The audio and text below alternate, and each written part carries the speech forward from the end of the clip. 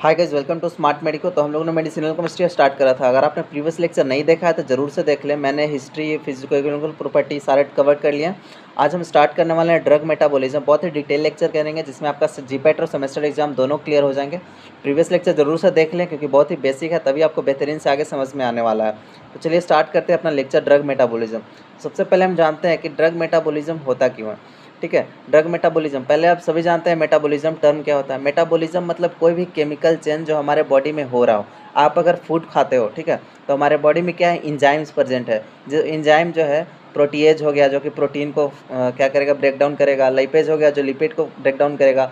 Peptones हो गए हैं, ठीक है। ये सब जो होते हैं ना, इंजाइम होते हैं जो कि हमारे बॉडी में केमिकल चेंज करते हैं। कोई भी फूड हम लोग खाते हैं उसका केमिकल चेंज करते हैं और उसको क्या करते हैं, जो कि एब्जॉर्प्शन होता है, फिर जो हमारा ताकि हमको एनर्जी मिल सके। और कुछ प्रोडक्ट जो होते हैं उसको एलिमिनेट आउट कर देते हैं हमारे बॉडी से, मीन्स उसको अनडाइजेस्टेड फूड को एलिमिनेट आउट कर दिया जाता है। तो यहाँ पे हम लोग ड्रग मेटाबॉलिज्म के बारे में पढ़ने वाले हैं। हम लोग खाने के बारे में नहीं पढ़ने वाले, ठीक है। तो ड्रग जो हम खा रहे हैं, ठीक है, जो हम ड्रग लिए हैं अपने बॉडी के अंदर, समझ लो हम लोग पैरासीटामोल खाएं, हमको बहुत ही ज़ोर से फीवर लगा, हमने पैरासीटामोल खाया, तो कहीं ना कहीं उसको एलिमिनेट भी तो करना ज़रूरी है हमारे बॉडी से।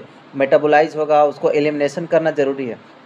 तो यहाँ पे हम लोग क्या पढ़ने वाले हैं, यहाँ पे ड्रग मेटाबॉलिज्म का मतलब हुआ कि जो हम पैरासीटामोल खाएं उसको, पैरासीटामोल मेनली लिपोफिलिक होंगे, ठीक है। लिपोफिलिक से हम मीन्स इसको एक्सक्रीट आउट करने के लिए, बॉडी से बाहर निकालने के लिए इसको हम लोग हाइड्रोफिलिक बनाएंगे। हाइड्रोफिलिक बनाएंगे ताकि हमारा बॉडी से जल्दी से आसानी से बाहर निकल जाए, ठीक है। तो चलिए हम लोग पढ़ते हैं ड्रग मेटाबॉलिज्म, जिसको हम लोग बायो ट्रांसफॉर्मेशन भी कहते हैं। बायो ट्रांसफॉर्मेशन क्या होता है। बायो ट्रांसफॉर्मेशन दो टर्म से बना है, बायो और ट्रांसफॉर्मेशन। मीन्स जो हम ड्रग लिए तो सपोज दैट हम कोई ड्रग लिए तो उसको हम लिपोफिलिक था, उसको हम हाइड्रोफिलिक बनाए। हाइड्रोफिलिक कब बनाएंगे, जब उसका फंक्शनल ग्रुप में चेंज करेंगे, कोई एटम में चेंज करेंगे, ठीक है। अगर मान लेते हैं सपोज दैट अगर मेरा कीटोनिक फंक्शनल ग्रुप है और इसको हम लोग हाइड्रोक्सिल फंक्शनल ग्रुप में कन्वर्ट किए, तो ये क्या होगा, था हमारा लिपोफिलिक था, अब क्या हो गया, हमारा हाइड्रोफिलिक हो गया। तो क्या हो गया, लिपोफिलिक था फिर हमारा हाइड्रोफिलिक हो गया, तो क्या हुआ, हमारा बॉडी में आसानी से क्या होगा, एलिमिनेट आउट हो जाएगा। और ये ट्रांसफॉर्मेशन कहाँ हो रहा है, बायोलॉजिकल सिस्टम के अंदर, मीन्स हमारे बॉडी के अंदर, इसीलिए हम इसको बायो ट्रांसफॉर्मेशन कहेंगे, ठीक है। क्लियर है। तो बायो ट्रांसफॉर्मेशन क्या है, एक प्रोसेस है जिसमें कि ड्रग का इफेक्ट क्या होता है ना, घट जाता है, या लॉस ऑफ फार्माकोलॉजिकल एक्टिविटी, जो हम ड्रग लिए हैं उसका फार्माकोलॉजिकल एक्शन को हम लोग घटा देते हैं, उसका थेरापेटिक इफेक्ट को हम लोग घटा देते हैं। क्यों घटाते हैं, क्योंकि जितना हमको चाहिए था इफेक्ट उतना मिल गया। अब हम लोग क्या कर रहे हैं, बायो ट्रांसफॉर्मेशन कर रहे हैं। मीन्स ट्रांसफॉर्मेशन हम लोग इसलिए कर रहे हैं ताकि हम लोग का जो ड्रग है आसानी से हमारे बॉडी से एलिमिनेट आउट हो जाए, बाहर निकल जाए, ठीक है। इंजाइमेटिक बायो ट्रांसफॉर्मेशन फिर एक टर्म आता है। इंजाइमेटिक बायो ट्रांसफॉर्मेशन मतलब कहीं ना कहीं जो बायो ट्रांसफॉर्मेशन हो रहा है किसी के प्रेजेंस में होगा, इंजाइम के प्रेजेंस में होगा, ऑफकोर्स सी बात है। और कहाँ होगा, और लीवर में होता है हमारा। इंजाइमेटिक बायो ट्रांसफॉर्मेशन होता है मेनली लीवर में होता है। लीवर में इसलिए होता है ताकि ज़्यादातर जो हमारा एंजाइम पाया जाता है ना वो लीवर में होता है, जो कि बायो ट्रांसफॉर्मेशन में यूज़फुल होता है। इसीलिए एंजाइमेटिक बायो ट्रांसफॉर्मेशन यहाँ पे टर्म दिया गया, जो कि कन्वर्ट करता है किसको, जेनोबायोटिक्स। देखिए जेनोबायोटिक्स एक ऐसा टर्म है जो कि हम कोई भी एक्सोजीनस सब्सटेंस अगर बॉडी के अंदर डालते हैं तो उसको हम लोग जेनोबायोटिक्स कहते हैं। एक्सोजीनस सब्सटेंस बोले तो जैसे कि आप अगर खाना खाते हो, ठीक है, चावल दाल रोटी आप जो भी खाते हो, तो वो आपके बॉडी के लिए क्या हो जाएगा, जेनोबायोटिक्स हो गया। अगर आप कोई ड्रग लिए, पैरासीटामोल लिए, ठीक है, आइबुप्रोफेन लिए, कोई भी आप ड्रग लिए, तो क्या हो गया, आपके लिए जेनोबायोटिक्स का काम करेगा। जो भी मीन्स हमारे बॉडी के बाहर से हम जो भी ले रहे हैं ना वो जेनोबायोटिक्स हो जाता है। जेनोबायोटिक्स में और क्या क्या आ सकते हैं, जैसे टॉपिकल को क्रीम लगाते हो आप लोग, जेनोबायोटिक्स में आएंगे, ठीक है। तो उसको हम लोग जो ड्रग है उसको मेन मोटो क्या है, हमको हाइड्रोफिलिक बनाना है। इसीलिए हम लोग ड्रग मेटाबॉलिज्म कर रहे हैं।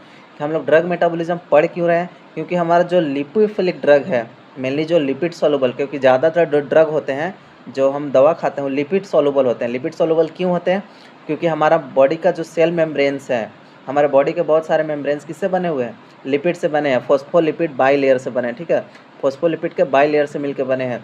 तो इसीलिए जो हम ड्रग खाएंगे ना वो कैसा होता है, लिपिड सॉल्युबल होता है, ताकि आसानी से लिपिड में सॉल्युबलाइज हो जाए और हमको थेरेपेटिक इफेक्ट दे दे, मेरा डिजीज़, बुखार, जो भी सर दर्द हो सब कुछ ठीक कर दे।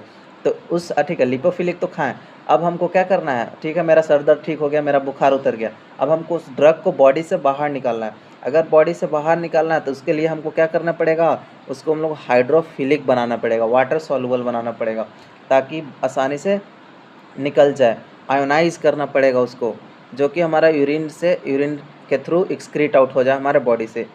मोस्ट ऑफ द ड्रग जो होता है ना लिपिड सॉल्युबल, मैंने आपको बताया, इसीलिए इसको बाहर निकालना मेटाबॉलिज्म से, इसीलिए हम इसको मेटाबॉलिज्म कहते हैं, क्योंकि जो मेनली इस ड्रग को क्या करना है, हमारा बॉडी से एक्सक्रीट आउट करना है। लेकिन कुछ ड्रग जो होते हैं हाइड्रोफिलिक ही होते हैं।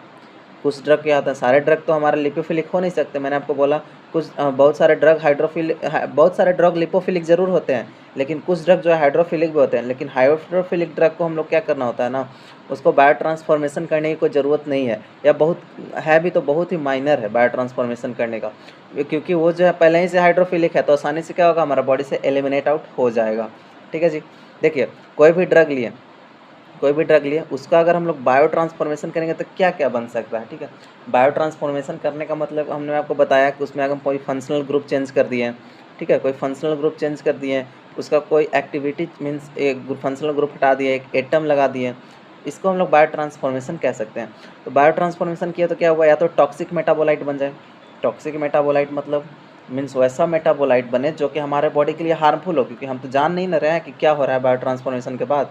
ठीक है, तो हो सकता है कि कोई टॉक्सिक मेटाबोलाइट बन जाए, और लेकिन इनएक्टिव मेटाबोलाइट बन जाए।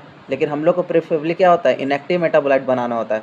इनएक्टिव मेटाबोलाइट इसलिए ताकि आसानी से क्या हो, इनएक्टिव होगा तभी तो एक्सक्रीट आउट होगा, इनएक्टिव सब्सटेंस रहेगा, नहीं तो फार्माकोलॉजिकल एक्शन देगा तब क्या होगा, एक्टिव होगा। तो उसी एक्टिव को ही तो हमको इनएक्टिव करना है, ताकि आसानी से क्या हो, हाइड्रोफिलिक हो जाए, वाटर सोल्यूबलाइज हो जाए, और हमारा एक्सक्रीट आउट हो जाए यूरिनेशन के थ्रू। ठीक है, और क्या हो सकता है, मोर एक्टिव मेटाबोलाइट बन जाए देन पेरेंट ड्रग। जो हमारा पेरेंट ड्रग होते हैं उसके मुकाबले ज़्यादा एक्टिव मेटाबोलाइट बन जाए, ये भी हो सकता है। पॉसिबिलिटी तो बहुत सारे हैं। फिर लेस एक्टिव मेटाबोलाइट बन जाए देन पेरेंट्स, या तो ज़्यादा बन जाएगा जो पेरेंट था हमारा, जैसे पैरासीटामोल लिए, तो पैरासीटामोल अगर हम लोग लिए तो या तो इससे क्या हो, जो हमारा अगर बायो ट्रांसफॉर्मेशन किए तो या तो इससे ज़्यादा इफेक्टिव बन जाए, थेरेपेटिक इफेक्ट इसका फास्ट हो। जो बुखार आपको 2 दिन में ठीक होता था वो आपको क्या होगा, 1 दिन में ठीक हो जाए, या तो ऐसा बन जाए, या फिर ऐसा बन सकता है कि जो बुखार आपको 2 दिन में ठीक होता था वो आपको 4 दिन लग जाए। तो पॉसिबिलिटी ये भी हो सकता है। ठीक है, तो ये जो है बायो ट्रांसफॉर्मेशन के बाद ऐसा आपके साथ हो सकता है। अब हम मेटाबोलाइट, देखिए टर्म आ रहा है यहाँ पे मेटाबोलाइट। तो मेटाबोलाइट होता क्या है, बहुत ईजी है। मेटाबोलाइट एक सब्सटेंस है जो कि कब प्रोड्यूस होता है, मेटाबॉलिज्म के दौरान। आप जैसे कोई खाना खाए, ठीक, आप कोई खाना खाए, सपोज ये आपने ड्रग लिया, खाना क्यों खाओगे आप, ड्रग खाओगे ना, ड्रग लिया, ठीक है। इस ड्रग का क्या हुआ, मेटाबॉलिज्म हुआ। तो मेटाबॉलिज्म होने के बाद जो ड्रग मिलेगा हमको, मेटाबॉलिज्म होने के बाद जो मिलेगा उसको हम लोग मेटाबोलाइट कहते हैं। ठीक है, मेटाबॉलिज्म हो गया, जैसे ड्रग था इसका बायो ट्रांसफॉर्मेशन हुआ तो क्या बना, टॉक्सिक मेटाबोलाइट बना, इनएक्टिव मेटाबोलाइट बना। मेटाबोलाइट क्यों कह रहे हैं, क्योंकि ड्रग का बायो ट्रांसफॉर्मेशन हो चुका है, मीन्स इसका मेटाबॉलिज्म हो चुका है। तो मेटाबॉलिज्म होने के बाद जो सब्सटेंस मिलेगा ना उसको हम लोग मेटाबोलाइट्स कहते हैं। ठीक, देखिए बहुत ही सिंपल ग्राफ के थ्रू मैंने आपको समझाने की कोशिश किया। आप कोई ड्रग लिए, जीनोबायोटिक बताया था मैंने, एक्सोजीनस सब्सटेंस जो हम बॉडी के बाहर कुछ भी लेते हैं तो उसको हम लोग क्या कहते हैं, ड्रग कहते हैं, जीनोबायोटिक्स कहते हैं। हाईली ड्रग जो लिए हैं वो कैसा कैसा हो सकता है, पहले तो ये जानते हैं, या तो हाईली लिपोफिलिक हो, या लिपोफिलिक ही हो सकता है सिर्फ, या तो पोलर हो, या हाइड्रोफिलिक हो। ड्रग जो है 4 टाइप के हो सकते हैं हमारे, या तो हाईली लिपोफिलिक, पोलर, या हाइड्रोफिलिक। हाईली लिपोफिलिक मतलब बहुत ज़्यादा लिपिड सॉल्युबल, या तो ठीक है लिपिड सॉल्युबल है, या पोलर, या hydrophilic means totally water soluble. अब हाईली लिपोफिलिक रहेगा तो क्या होगा, वो एक्यूमुलेशन हो जाएगा उसका टिश्यू में। क्यों होगा, क्योंकि जो टिश्यू है वो बहुत लिपिड से बना है। किससे बना है, टिश्यू जो है, टिश्यू क्या होता है, एग्रीगेट्स होता है सेल का, बहुत सारा सेल से मिलके हमको टिश्यू मिलता है जो सिमिलर फंक्शन परफॉर्म करे। ठीक है, तो बहुत सारा सेल रहेगा तो कहीं ना कहीं इसमें फॉस्फोलिपिड यानी लिपिड का मात्रा भी ज़्यादा रहेगा, क्योंकि सबके सेल के पास क्या है, मेम्ब्रेन्स है, और मेम्ब्रेन्स में क्या है, मेम्ब्रेन में हमारा लिपिड है। तो लिपिड जो हम ड्रग खाएंगे उसका एक्यूमुलेशन हो जाएगा लिपिड में। जितना ज़्यादा ड्रग लेते जाएंगे, बहुत ज़्यादा लिपोफिलिक है तो बहुत आसानी से मेम्ब्रेन को क्रॉस करेगा और हमारे सेल में आराम रेस्ट करेगा, सोएगा, मस्ती करेगा। ठीक है, तो वहीं पे अगर अब थोड़ा सा लिपोफिलिक हुआ तो क्या होगा, एक्यूमुलेशन हो गया। देखिए लिपोफिलिक हुआ तो क्या हुआ, लिपोफिलिक है बस लिपिड सॉल्युबल है, हाईली नहीं है बस लिपिड सॉल्युबल है, तो क्या करेगा, फेज़ 1 मेटाबॉलिज्म जाएगा। मेटाबॉलिज्म 2 फेज़ में होते हैं, फेज़ 1 फेज़ 2 हम लोग डिटेल करेंगे आगे, अभी बस थोड़ा समझने के लिए। लिपोफिलिक हुआ तो क्या हुआ, फेज़ 1 मेटाबॉलिज्म में जाएगा, जहाँ पे क्या होगा, इनएक्टिवेशन होगा। फेज़ 1 मेटाबॉलिज्म में जाने के बाद वो पोलर बनता है, पोलर में पोलर बनने के बाद फेज़ 2 मेटाबॉलिज्म में जाएगा जहाँ इनएक्टिवेशन होता है, और हाइड्रोफिलिक फेज़ 2 मेटाबॉलिज्म हो जाएगा तो हाइड्रोफिलिक बन जाएगा। हाइड्रोफिलिक अगर मेरा बन ही गया तो एक्सक्रीशन होने में क्या दिक्कत है, आसानी से बाहर निकल जाएगा।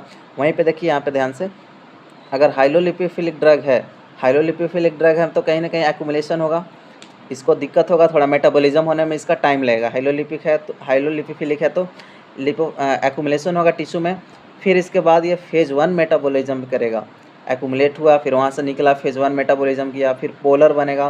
फेज़ 1 मेटाबॉलिज्म के बाद क्या होगा, पोलर बनेगा, मीन्स कहीं ना कहीं पोल बनाएगा। पोलर समझ रहे हो आप, पोल बनाता है जो del plus del minus plus minus जो चार्ज आ जाता है ना उसको पोल कहते हैं। पोलर बनाएगा, फिर उसके बाद पोलर से बस काम नहीं चलने वाला है, हमको पूरा हाइड्रोफिलिक चाहिए एक्सक्रीशन करने के लिए। तो पोलर के बाद क्या करेगा, फिर फेज़ 2 मेटाबॉलिज्म में जाएगा जहाँ इनएक्टिवेशन होगा और हाइड्रोफिलिक बन जाएगा, और क्या होगा, हमारा एक्सक्रीशन ईजिली हो जाएगा। अब देखिए मेरा ड्रग जो है डायरेक्ट अगर पोलर ही है तो डे क्या करेगा, पोलर है तो फेज़ 1 नहीं करेगा मेटाबॉलिज्म, पोलर मेरा है ही तो फेज़ 2 डायरेक्टली फेज़ 2 मेटाबॉलिज्म करेगा, पोलर के बाद डायरेक्टली कन्वर्ट हो जाएगा हाइड्रोफिलिक में। फिर हम ऐसा ड्रग लिए जो कि हाइड्रोफिलिक ही हो, तो हाइड्रोफिलिक में कहीं ना फेज़ 1 करने की ज़रूरत है ना फेज़ 2 करने की ज़रूरत है, और डायरेक्टली एक्सक्रीट आउट हो जाएगा, हमारे बॉडी से एक्सक्रीशन में चला जाएगा। बहुत ही सिंपल है। हाइड्रोलिपिक है, लिपोफिलिक बहुत ज़्यादा लिपोफिलिक हुआ तो इसको फेज़ 1 फेज़ 2 दोनों करने पड़ेंगे, तब वो हाइड्रोफिलिक में कन्वर्ट होगा। सिर्फ लिपोफिलिक है तो इसको भी फेज़ 1 फेज़ 2 करने पड़ेंगे, तब जाके क्या होगा, हमारा एक्सक्रीशन होगा। पोलर है, पोल पहले से बना ही हुआ है तो बस इसको फेज़ 2 कर देना, मीन्स बस देखिए फेज़ 2 में हाइड्रोफिलिक नेचर का हमारा ड्रग बन जाता है। बस इतना ध्यान रखना आपको कि फेज़ 2 जो है वो हमारा क्या होता है, हाइड्रोफिलिक बना देता है। फेज़ 1 जाने के बाद हमारा बस पोलर बनता है, तो पोलर के बाद हाइड्रोफिलिक बनना चाहिए, और जो हाइड्रोफिलिक है वो डायरेक्ट एक्सक्रीट आउट हो जाएगा हमारे बॉडी से। अब पाथवे या बायो ट्रांसफॉर्मेशन रिएक्शन का हम पाथवे देने वाले हैं।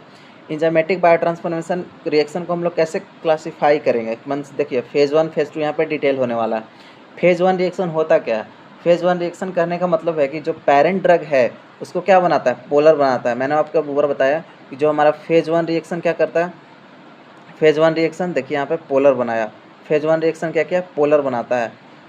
किसी भी कम जो ड्रग लिए हम उसको फेज़ 1 रिएक्शन अगर हो रहा है तो पोलर बनाएगा, कन्वर्ट करेगा पेरेंट ड्रग को मोर पोलर मेटाबोलाइट में। किससे कर सकता है, ऑक्सीडेशन हो जाए या तो रिडक्शन हो जाए और हाइड्रोलाइसिस होगा। 3 प्रोसेस हैं जिससे कि जो है हमारा पोलर बन सकता है, या तो ऑक्सीडेशन हो जाए, कोई कंपाउंड है उसमें अगर ऑक्सीजन जुड़ जाए तो क्या हो जाएगा, उसमें पोलर बन जाएगा कि नहीं। ये था आराम से बेचारा मस्त मौला, कार्बन कार्बन का बॉन्ड लगा हुआ था, कोई टेंशन नहीं था, कोई चार्ज नहीं था।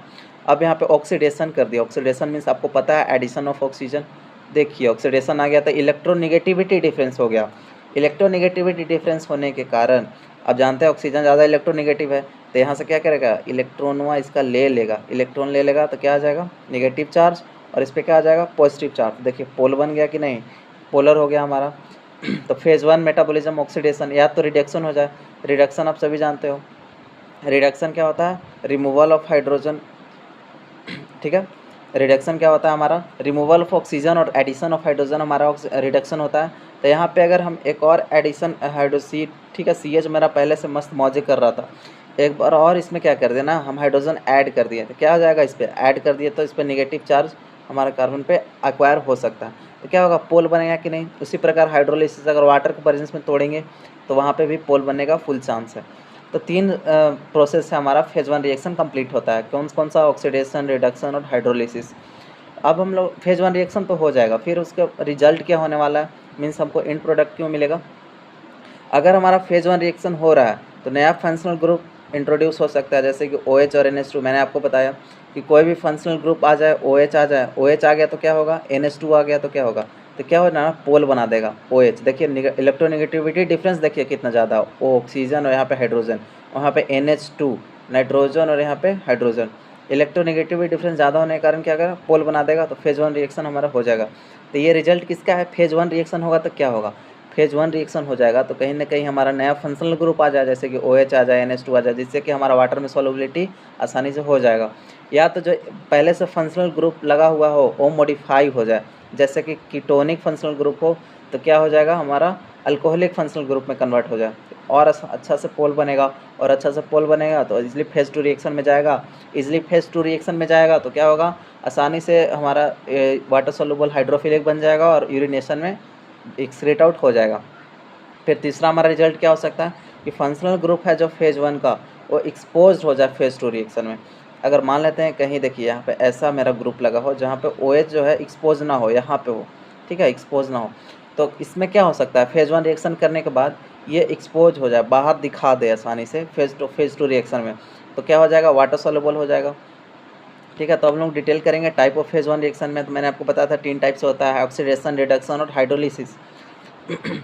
रिएक्शन नॉन सिंथेटिक नेचर का होता है, general produce more water soluble और लेस एक्टिव मेटाबोलाइट। सही बात है, कोई भी अगर रिएक्शन हम लोग क्यों करा रहे हैं, ताकि आसानी से हमको ज़्यादा वाटर सॉल्युबल मिले और एक्टिविटी उसका कम हो जाए, लेस एक्टिव मेटाबोलाइट, क्योंकि एक्टिव रहेगा तो फार्माकोलॉजिकल एक्शन शो करेगा ना, तो हमको तो बस एक्सक्रीट आउट करना है ना उसको, इसीलिए तो मेटाबॉलिज्म कर रहे हैं। तो देखिए ऑक्सीडेटिव बायोट्रांसफॉर्मेशन पहला पढ़ते हैं क्या होता है। ऑक्सीडेटिव बायोट्रांसफॉर्मेशन, कहीं ना कहीं ऑक्सीडेशन हो रहा है, ठीक है, ये बहुत ज़्यादा कॉमन है और इम्पॉर्टेंट है फेज़ 1 रिएक्शन में। फेज़ 1 रिएक्शन में क्योंकि ये ऑक्सीडेटिव बायोट्रांसफॉर्मेशन से क्या होता है ना, वाटर सॉल्युबल मॉलिक्यूल इजीली बन जाता है। इसको हम लोग ऑक्सीडेटिव बायोट्रांसफॉर्मेशन कह सकते हैं, क्योंकि ये रिएक्शन को क्या चाहिए, मॉलिक्यूलर ऑक्सीजन चाहिए और रिड्यूसिंग एजेंट चाहिए, बस दो चाहिए, एक तो मॉलिक्यूलर ऑक्सीजन और एक चाहिए हमारा रिड्यूसिंग एजेंट। मॉलिक्यूलर ऑक्सीजन बोले तो जो कि ऑक्सीजन एटमॉस्फेयर में प्रेजेंट है उसको मॉलिक्यूलर ऑक्सीजन बोल दिए, ठीक है, और एक हमारा रिड्यूसिंग एजेंट काम करेगा यहाँ पर। एंजाइम सिस्टम जो कैरी करेगा उसको ऑक्सीडेज और मोनो ऑक्सीजनेज, कौन सा एंजाइम के प्रेजेंस, मैंने आपको बताया था कि जो भी बायो ट्रांसफॉर्मेशन होता है किसी एंजाइम के प्रेजेंस में होता है, तो ऑक्सीडेटिव बायो ट्रांसफॉर्मेशन कौन से एंजाइम के प्रेजेंस में होगा, ऑक्सीडेज और मोनो ऑक्सीजनेज एक एंजाइम है जो कि ऑक्सीडेशन के लिए रिस्पॉन्सिबल होता है। ये जीपेट का अच्छा क्वेश्चन है, ठीक है, कौन सा, मोनो ऑक्सीजनेज और ऑक्सीडेज जो है ऑक्सीडेटिव बायो ट्रांसफॉर्मेशन करने में हेल्प करता है। Most oxidation reaction are perform by isolated enzyme cytochrome P450। देखिए ज़्यादातर जो ऑक्सीडेशन रिएक्शन है वो एंजाइम किसके कौन से एंजाइम के प्रेजेंस में होता है, मीन्स किसके, आइसोलेटेड एंजाइम साइटोक्रोम P450 इसके लिए इम्पॉर्टेंट है, जो कि रोल प्ले करता है किसमें, मेटाबॉलिज्म और ड्रग में। और अगर साइटोक्रोम P450 से हमारा क्या करता है ना, ड्रग आकर के बाइंड करता है, ठीक है, तो इस एंजाइम से ड्रग हमारा बाइंड करता है। कौन से एंजाइम के प्रेजेंस में हमारा ऑक्सीडेशन होता है, मोनो ऑक्सीजनेज और ऑक्सीडेज एंजाइम के प्रेजेंस में ऑक्सीडेशन होता है। देखिए नाम से पता चल रहा है मोनो ऑक्सीजनेज मीन्स एक सिंगल ऑक्सीजन मॉलिक्यूल आ रहा है, ठीक है, तो इसीलिए हम इसको मोनो ऑक्सीजनेज कहेंगे। और ज़्यादा ऑक्सीडेशन रिएक्शन जो है एंजाइम किसके साथ बाइंड करेगा, साइटोक्रोम P450, जो कि इंपॉर्टेंट रोल प्ले करता है मेटाबॉलिज्म किसी भी ड्रग का और डिटॉक्सिफिकेशन, मीन्स अगर कहीं भी टॉक्सिसिटी हो गया तो साइटोक्रोम P450 जो एंजाइम है इंपॉर्टेंट रोल प्ले करता है, जो ड्रग से बाइंड करता है और टॉक्सिसिटी को घटा देता है। अब देखते हैं सीक्वेंस ऑफ इवेंट जो है जो ऑक्सीडेशन में कैसे काम करता है ड्रग का, और जीनोबायोटिक्स बोले तो ड्रग ही है मेनली। तो पहला हमारा आता है formation of enzyme substrate complex by the binding of ferric cypress P450, ठीक है। देखिए पहला क्या बनता है हमारा, enzyme substrate complex by the binding of ferric cypress CYP452 to the substrate. यहाँ पे हम लोग एंजाइम सबस्ट्रेट कॉम्प्लेक्स बना रहे हैं। सबस्ट्रेट किसको कह दिए, जो हम ड्रग लिए, कोई भी हम ड्रग लेते हैं तो उसको हम लोग सबस्ट्रेट कह दिए, ठीक है। एंजाइम तो मेरा पहले से प्रेजेंट था, कोई भी अगर हम ड्रग लिए तो किससे बाइंड करेगा, एक एंजाइम से बाइंड करता है, आप सभी जानते हो। तो एंजाइम क्या है यहाँ पे, CYP450, ठीक, और यहाँ पे ड्रग से बाइंड किया। फिर देखिए यहाँ पे क्या हुआ ना, एंजाइम और सबस्ट्रेट कॉम्प्लेक्स बन जाए, एंजाइम सबस्ट्रेट कॉम्प्लेक्स बन गया। पहला क्या हुआ हमारा सीक्वेंस कैसे होता है ऑक्सीडेशन, पहले हम लोग ये देख रहे हैं, ठीक ना। तो पहले क्या हुआ हमारा, एंजाइम जो है एंजाइम सबस्ट्रेट के साथ मिलके एंजाइम सबस्ट्रेट कॉम्प्लेक्स बना लेता है, इसको हम लोग एंजाइम ड्रग कॉम्प्लेक्स भी कह सकते हैं। CYP450 प्लस सबस्ट्रेट जो हम ड्रग लिए क्या बना दिया हमारा, देखिए यहाँ पे क्लियरली लिखा है CYP450 Fe+3 जो हमारा ये है, और RH क्या हम ड्रग लिए, कोई भी ड्रग ले लिया RH, तो क्या हुआ है हमारा एंजाइम सबस्ट्रेट कॉम्प्लेक्स बना लिया। अब स्टेप 2 में देखेंगे कि जो हमारा रिडक्शन है एंजाइम सबस्ट्रेट कॉम्प्लेक्स का रिडक्शन होगा। अब जो हम एंजाइम सबस्ट्रेट कॉम्प्लेक्स बनाया था, ये हमारा एंजाइम सबस्ट्रेट कॉम्प्लेक्स मिला था, अब रिडक्शन होगा। रिडक्शन किसके प्रेजेंस में होगा, NADPH CYP450 रिडक्टेज, क्योंकि हम लोग रिडक्शन कर रहे हैं इसीलिए रिडक्टेज, NADPH CYP450 रिडक्टेज के प्रेजेंस में क्या होगा, रिडक्शन होगा। रिडक्शन होकर क्या बनाएगा, CYP450 Fe+2 RH। देखिए रिडक्शन क्या होता है, रिडक्शन क्या होता है, एडिशन ऑफ क्या, addition of hydrogen and removal of oxygen, या गेन ऑफ इलेक्ट्रॉन भी होता है। तो यहाँ पे Fe+3 से क्या हो गया ना, Fe+2 में देखिए यहाँ पे क्लियरली मेंशन है, Fe+3 से हमारा Fe+2 में कन्वर्ट हो गया, RH सेम है, तो ये क्या हुआ, रिडक्शन हुआ। अब देखिए reduce ferrous cypress P450 substrate complex जो है जो हमारा रिड्यूस्ड फेरस साइप्रस P450 ये जो कॉम्प्लेक्स है वो मॉलिक्यूलर ऑक्सीजन से बाइंड करेगा। मॉलिक्यूलर ऑक्सीजन से बाइंड करके क्या बनाएगा, ऑक्सी साइप्रस P450 कॉम्प्लेक्स बना लेगा। यहाँ पे क्लियरली देखिए आप मेंशन है क्या किया, हमारा जो कॉम्प्लेक्स है ऑक्सीजन से बाइंड करके CYP450 ऑक्सी CYP450 कॉम्प्लेक्स बना लिया।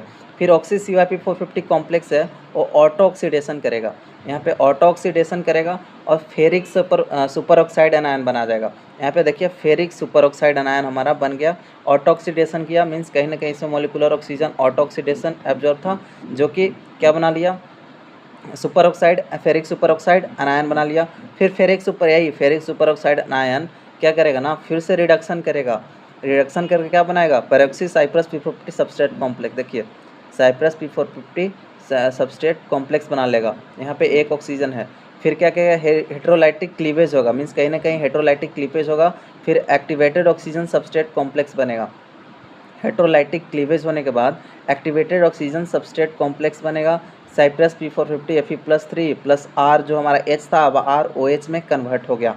ROH में कन्वर्ट हो गया तो हमने बताया था आपको कि फंक्शनल ग्रुप में चेंज हो गया।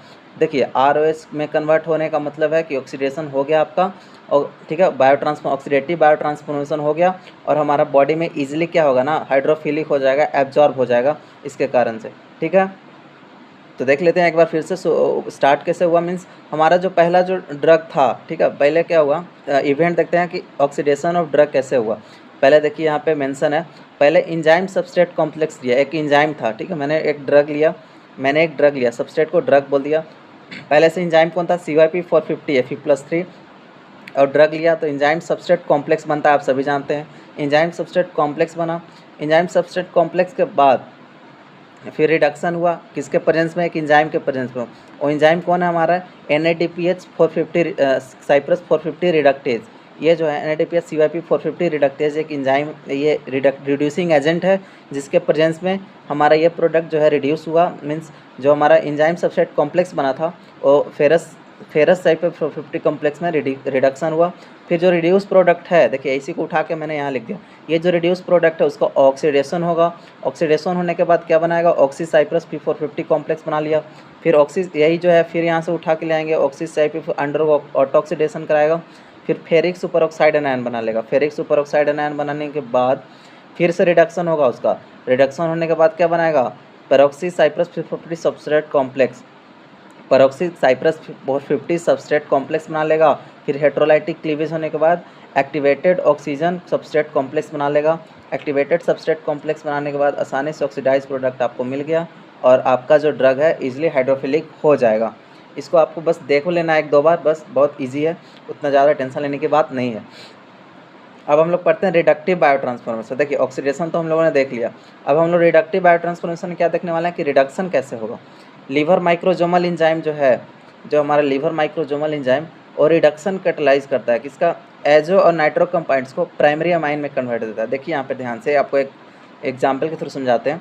जो हमारा पे देखिए एजो कंपाउंड क्या होता है, एजो मीन्स दो जो है हमारा नाइट्रो ग्रुप लगा हुआ है, नाइट्रो कंपाउंड्स है। एजो ग्रुप को क्या कर देता है ना, हमारा माइक्रोजोमल एंजाइम जो लीवर में प्रेजेंट होता है, माइक्रोजोमल एंजाइम वो कैटलाइज कर देता है, मीन्स रिड्यूस कर देता है एजो कंपाउंड्स को और नाइट्रो कंपाउंड्स को, किस में, प्राइमरी अमाइन में। देखिए यहाँ पे ध्यान से आप, एजो कंपाउंड किस में कन्वर्ट हो गया, प्राइमरी एरोमेटिक अमाइन में। अब प्राइमरी एरोमेटिक अमाइन में कन्वर्ट हो गया तो क्या होगा, हमारा इजिली NH2 ग्रुप है तो इजिली क्या हो जाएगा, हमारा वाटर सोलुबलाइज आसानी से, बहुत आसानी से हो जाएगा। देखिए यहाँ पे क्या किया, एक NH2 ग्रुप में कन्वर्ट कर दिया, मीन्स प्राइमरी एरोमेटिक अमाइन में। देखिए एजो कंपाउंड जैसे प्रोंटोसिल, एग्जांपल है ये प्रोंटोसिल का azo compound, and sulfasalazine convert to aromatic primary aromatic amine by azo reductase. अगर एजो कंपाउंड का रिडक्शन हो रहा है तो एजो रिडक्टेज कहेंगे, अगर सल्फो कंपाउंड का होगा तो सल्फो रिडक्टेज। जैसा देखिए जैसा रहेगा आपका कंपाउंड उसके अनुसार क्या होगा, इंजाइम अलग अलग यूज होता है। यहाँ पे एजो कंपाउंड है तो एजो रिडक्टेज के प्रेजेंस में क्या हो जाएगा, हमारा क्या होगा, सल्फानिलमाइड और 1,2,4 ट्राई अमीनो बेंजीन बन जाएगा, जो कि प्राइमरी एरोमेटिक अमीन है और आसानी से वाटर में सोलुबलाइज हो जाएगा। जैसे कि एक और देख लेते हैं, कीटोन का जो रिडक्शन है इंपॉर्टेंट मेटाबॉलिक पाथवे है बायोट्रांसफॉर्मेशन बाय एंजाइम। कीटोन का किसके बायोट्रांसफॉर्मेशन किससे होगा, कौन से एंजाइम के प्रेजेंस में होगा, तो कीटोन रिडक्टेज। क्योंकि हम लोग रिडक्शन पढ़ रहे हैं ना, रिडक्शन बायो ट्रांसफॉर्मेशन पढ़ रहे हैं, रिडक्टिव बायो ट्रांसफॉर्मेशन। जब अगर कीटोन का रिडक्शन करवा रहे हैं तो कीटोन रिडक्टेज एंजाइम के प्रेजेंस में हमारा क्या होगा, water soluble means water soluble product बनेगा। देखिए यहाँ पे अल्कोहल बन गया, जो आसानी से क्या होगा, OH ग्रुप लगा है तो वाटर सॉल्युबलाइज हो जाएगा। तीसरा है हाइड्रोलाइटिक बायो ट्रांसफॉर्मेशन। आप सभी जानते हो हाइड्रोलाइटिक कहीं ना कहीं वाटर है, हाइड्रो ग्रुप लगेगा वाटर, जैसे कि ईस्टर और अमाइड जिनोबायोटिक्स है। ईस्टर और अमाइड जिनोबायोटिक्स, ईस्टर आप सभी जानते हैं C double bond O linkage वाला जो हमारा रहता है, इसको हम लोग ईस्टर कहेंगे। और जो अमाइड है, अमाइड आप जानते हो NH2 C double bond O NH2 group जो लगेगा उसको हम लोग अमाइड कहेंगे। तो जो हमारा ईस्टर और अमाइड जिनोबायोटिक्स है वो हाइड्रोलाइज हो जाएगा किसे, इंजाइम से। कौन से इंजाइम, कहाँ प्रेजेंट रहेगा वो इंजाइम भाई, तो प्रेजेंट जो रहेगा ना हमारा ब्लड में रहेगा, लिवर माइक्रोजोम में रहेगा, किडनी में रहेगा और अलग अलग टिश्यू में हो सकता है। क्योंकि हमारा जो ड्रग है, ठीक है, देखिए ऐसे समझिए, आप कोई ईस्टर और अमाइड कंटेनिंग ड्रग खाएं, ठीक है, वो ईस्टर और अमाइड कंटेनिंग ड्रग कहाँ गया, हमारे बॉडी में गया, ब्लड में गया, लीवर में गया, किडनी में गया, ऐसे जगह जा सकता है जहाँ पे इंजाइम प्रेजेंट है। तो ईस्टर और अमाइड को क्या करेगा ना, उसको हाइड्रोलाइज कर देगा। और कौन से इंजाइम से हाइड्रोलाइज हो जाता है, कार्बोक्सी स्टरेज। देखिए यहाँ पे कार्बोक्सी स्टरेज, कार्बोक्सी क्यों कहा गया, क्योंकि यहाँ पे क्या लगा हुआ ना, अमाइड या ईस्टर को बात करें तो कार्बोक्सी ग्रुप लगा रहता है, कार्बोक्सी ग्रुप लगा रहता है। तो कार्बोक्सी स्टेरेज जिसमें एज लगा हुआ है ना, एज AAC जहाँ लगा हुआ है समझिए इंजाइम है। तो ईस्टरामाइड जो है हाइड्रोलाइज किसके प्रेजेंस में होगा, कौन से एंजाइम के प्रेजेंस में, कार्बोक्सी स्टेरेज एंजाइम के प्रेजेंस में। जीपैट का अच्छा क्वेश्चन है। ईस्टरामाइड जो है हाइड्रोलाइज कौन से एंजाइम के प्रेजेंस में होगा, कार्बोक्सी स्टेरेज एंजाइम के प्रेजेंस में होगा। एग्जाम्पल क्या होगा कार्बोक्सी स्टेरेज का, कोलिन स्टेरेज हो गया, ठीक है, जो एसिटाइल कोलिन का क्या करता है, ब्रेकडाउन करता है। लिवर माइक्रोजोमल कार्बोक्सी स्टेरेज हो गया। ये सब जो है ना एस्टर और अमाइड को हाइड्रोलाइज कर देता है हमारे बॉडी में। जैसे अमाइड ड्रग, जैसे लिग्नोसेन हो गया, लिग्नोसेन जो है, देखिए लिग्नोसेन है हमारा, अमाइड ड्रग क्या है, लिग्नोसेन है, इसको कन्वर्ट कर दिया हमारा अमीन में, अमीन में कन्वर्ट किया मीन्स NH2 अमीनो ग्रुप में कन्वर्ट कर दिया, अमीन में कर दिया तो क्या होगा, देखिए पहले ये वाटर में सोल्यूबल नहीं था, अब क्या होगा, अमीनो ग्रुप आ गया तो फंक्शनल ग्रुप चेंज कर दिया, फंक्शनल ग्रुप चेंज कर दिया जिसके कारण आसानी से वाटर में सोल्यूबलाइज हो जाएगा। Hydrolytic bio transformation many change produce करता है। कौन कौन सा चेंज है भाई, तो पहला कि फार्माकोलॉजिकल एक्टिविटी को घटा देगा। अगर हाइड्रोलाइटिक बायो ट्रांसफॉर्मेशन हो रहा है, देखिए पहले ये ड्रग बहुत ज़्यादा एक्टिव था, अब इसमें क्या हुआ, हाइड्रोलाइटिक बायो ट्रांसफॉर्मेशन हो गया तो यहाँ पे अमीनो ग्रुप आ गया जिसके कारण फार्माकोलॉजिकल एक्टिविटी क्या हो गया, घट गया, डीएक्टिवेशन हो गया। अब हमको चाहिए भी है ना कि हाइड्रोलाइटिक करा दे ताकि डीएक्टिवेशन हो जाए और आसानी से हमारा बॉडी से बाहर निकल जाए, रिलीज आउट हो जाए, एक्सक्रीट आउट हो जाए। फिर दूसरा करता है कि फार्माकोलॉजिकल एक्टिविटी को क्या करता है, बढ़ा भी देता है। अगर हाइड्रोलाइटिक बायो ट्रांसफॉर्मेशन हो रहा है तो कहीं ना कहीं कभी कभी क्या होता है ना, फार्माकोलॉजिकल एक्टिविटी को क्या करता है, बढ़ाता भी है और घटाता भी है। वो डिपेंड करता है किस पे, कि कौन सा फंक्शनल ग्रुप यहाँ पे बायो ट्रांसफॉर्म होकर आ रहा है। अगर amino functional group, hydroxyl functional group, ऐसे फंक्शनल ग्रुप लगाएंगे तो कहीं ना कहीं उसका एक्टिविटी घटेगा, डीएक्टिवेशन करेगा। और अगर कीटोनिक फंक्शनल ग्रुप आ गए आपके, ठीक है, एल्डिहाइडिक या कार्बोक्सिलिक फंक्शनल ग्रुप आ गए तो क्या करेंगे, इसको फार्माकोलॉजिकल एक्टिविटी को बढ़ा देंगे। फिर कहीं क्या करता है हाइड्रोलाइटिक बायो ट्रांसफॉर्मेशन, ये टॉक्सिसिटी भी बढ़ा सकता है। टॉक्सिसिटी मीन्स कार्सिनोजेनेसिस कर सकता है, जैसे कि कार्सिनोजेनेसिस क्या होता है, कैंसर काउजिंग एजेंट को कार्सिनोजेंस कहते हैं। म्यूटाजेनेसिस कर सकता है। फिर फार्माकोलॉजिकल एक्टिविटी को चेंज कर सकता है। हो सकता है कि बायो ट्रांसफॉर्मेशन के बाद हमने सर दर्द की दवा खाई और वो देख रहे हैं कि मेरा कुछ और चेंज कर दे रहा है, वॉमिटिंग करवा दे रहा है, ठीक है, तो एक्सपेक्टोरेंट का काम कर रहा है। तो ये चीज़ जो है ना ऐसा हो सकता है, किस पर डिपेंड करेगा, फंक्शनल ग्रुप के ऊपर डिपेंड करेगा कि कौन सा फंक्शनल ग्रुप उसमें चेंज हो रहा है हाइड्रोलाइटिक बायो ट्रांसफॉर्मेशन के बाद, ठीक है। तो ये था हमारा बस फेज़ 1 रिएक्शन। अब फेज़ 2 मेटाबॉलिक रिएक्शन हम लोग अगले लेक्चर में प्रोसीड करेंगे। तो होप सो आपको ये लेक्चर समझ में आ गया। अगर आप चैनल पे नए हैं तो सब्सक्राइब करें, वीडियो को लाइक करें और हमारे डिस्क्रिप्शन बॉक्स में लिंक दिया गया है, वहाँ से आप ज़रूर से व्हाट्सएप ग्रुप और टेलीग्राम लिंक ज्वाइन कर लें। वहाँ आपको नोट्स और इजीली जीपैट के क्वेश्चन जो होते हैं अच्छे प्रोवाइड किए जाते हैं। Thank you so much.